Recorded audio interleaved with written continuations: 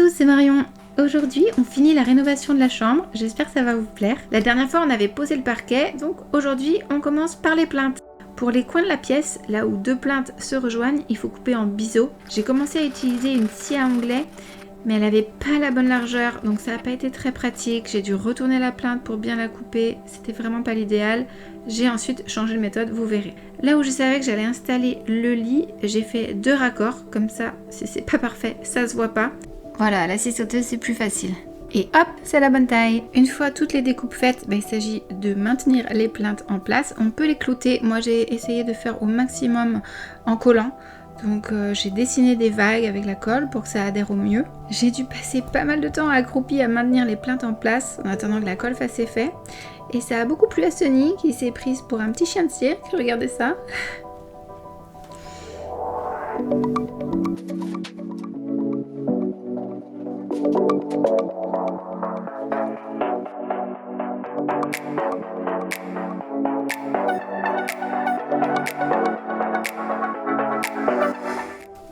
Je suis très contente d'avoir un grand radiateur en fonte, mais il est temps de lui donner meilleure mine.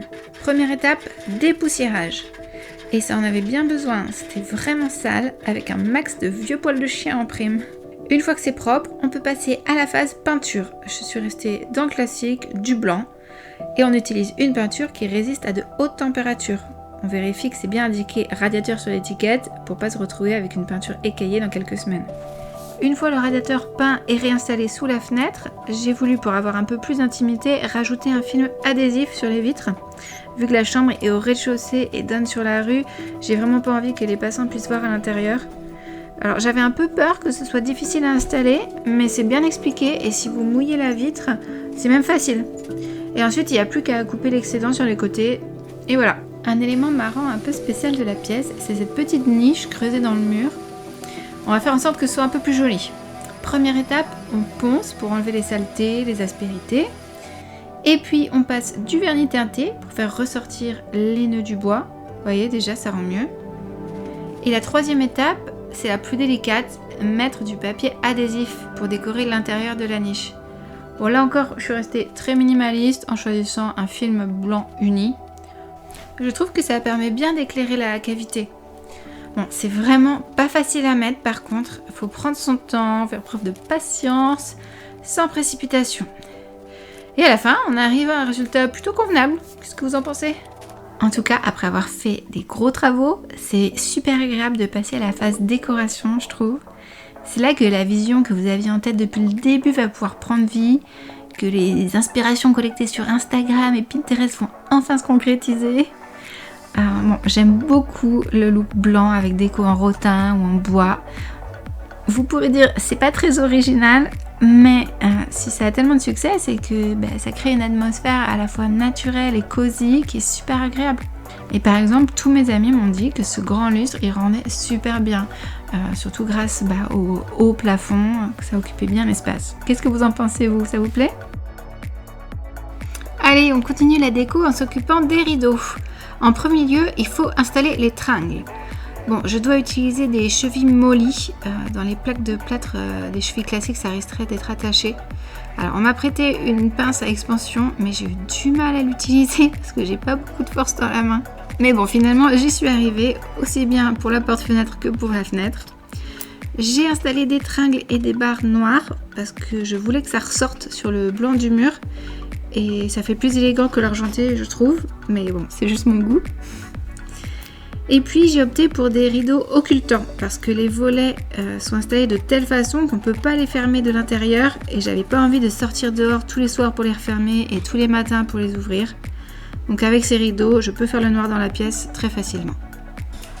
Maintenant, on passe à la porte. Comme vous voyez, j'ai pas un côté en mauve, mais c'est la face qui va dans le petit hall et la rénovation de cette pièce-là, je vous la montrerai une autre fois. Ce qui nous intéresse là tout de suite, c'est de découper le bas de la porte. Vu qu'on a fait remonter le niveau du sol dans la chambre en mettant une sous-couche et le stratifié, la porte ne passe plus. Donc j'utilise la scie circulaire et c'est fait bien rapidement. L'étape suivante, c'est de décaper les charnières pour qu'elles soient bien brillantes. Il y avait plusieurs couches de peinture à enlever, mais avec les disques montés sur la meuleuse, c'est un jeu d'enfant. Enfin, Faut absolument pas laisser un enfant jouer avec ça, mais vous m'avez compris, c'était facile.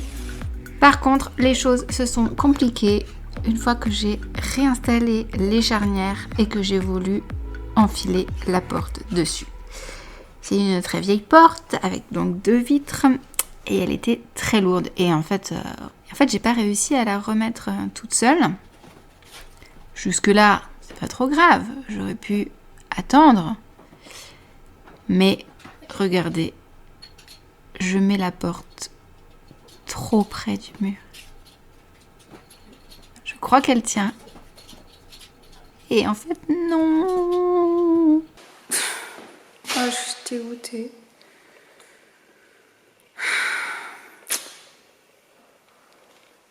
Bah, je sais pas si je peux remplacer la vitre ou si à voir que je change totalement de porte. Mais j'avais vraiment très envie de garder cette porte. C'est ce qui arrive quand on s'occupe plus de sa caméra que de son bricolage. Bon, je vais donc enlever les restes de verre et également le mastic qu'il y a ici avec cet outil prêté par mon cher voisin Olivier. Merci Olivier.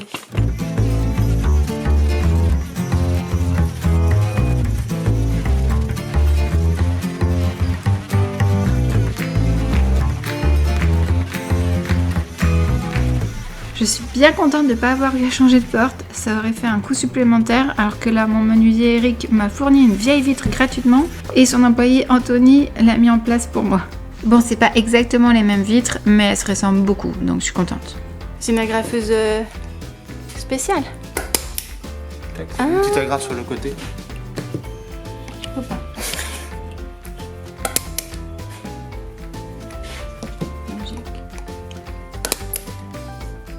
Et alors maintenant, du mastic. Bah après moi je peux faire aussi un peu. Ah, tu peux faire aussi. Je sais pas si j'ai une autre spatule, tu me diras. Donc, je regarde. En fait c'est juste cette pâte là et après ça sèche. Mais après faut la poncer un peu ou juste avec le doigt tu peux... Non, mais après c'est que je fais toute la ligne puis après... Ah oui, après tu fais un... Faut la tasser comme ça. Ah oui, d'accord. Ah ouais. C'est cool comme ça, j'ai vu comment on faisait et maintenant je saurais faire.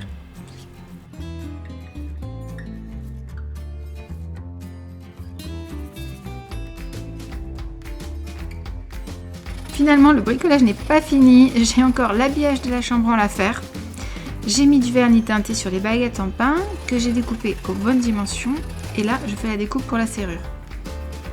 Et puis fixation de tout ça, cette fois-ci j'ai mis colle plus clou pour être sûr que ça tienne bien. Bon et voilà, l'avant-après est pas mal hein. Bon j'avoue le trou en haut à gauche, je me suis contentée de le cacher pour l'instant. Allez, c'est le moment de la visite finale. 7e épisode, c'est la fin. Je vous montre ce que ça donne une fois décoré. Bon, il y a encore des raccords à faire. Hein. Honnêtement, là j'ai du plâtre à rajouter. Et ici aussi. Désolée. Mais à part ça, ça rend plutôt pas mal. Alors, j'ai mis un petit coin avec des fauteuils ici. Là, on a une belle branche de bouleau. Sunny, calme. Et j'ai installé un LED tout le long de la poutre. Et donc sur le lit ici, on a Sunny. Hop. Donc je pense que j'ai bien fait d'enlever les portes. Dites-moi ce que vous en pensez. Mais je trouve que le placard un peu ouvert, ça fait un peu bibliothèque. Ça rend bien.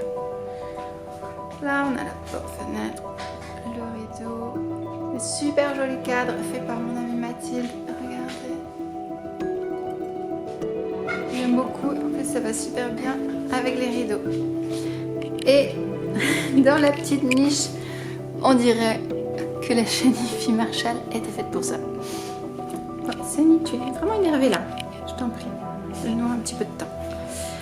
Voilà. Alors là oui, je ne vous l'ai pas montré, mais j'ai aussi mis une plaque de pain que j'ai également teintée comme ici. Voilà, j'ai essayé de faire des petits rappels de bois un peu partout. Et là, on a un bureau. Moi, je trouve que c'est une chambre vraiment très jolie. Enfin, en tout cas, Elle est à mon goût, j'en suis très contente. J'espère que ça vous plaît aussi. N'hésitez pas à me dire en commentaire ce que vous en pensez. Et puis je vous montrerai bientôt la suite, les autres pièces de la maison. Mais avant ça, on passera au jardin pour les 2 prochaines vidéos. Je vais vous montrer le montage de la serre et puis un état des lieux du jardin parce que depuis les dernières semaines, j'ai beaucoup travaillé dessus. Je pense que ça vous intéressera bien. Allez, à bientôt!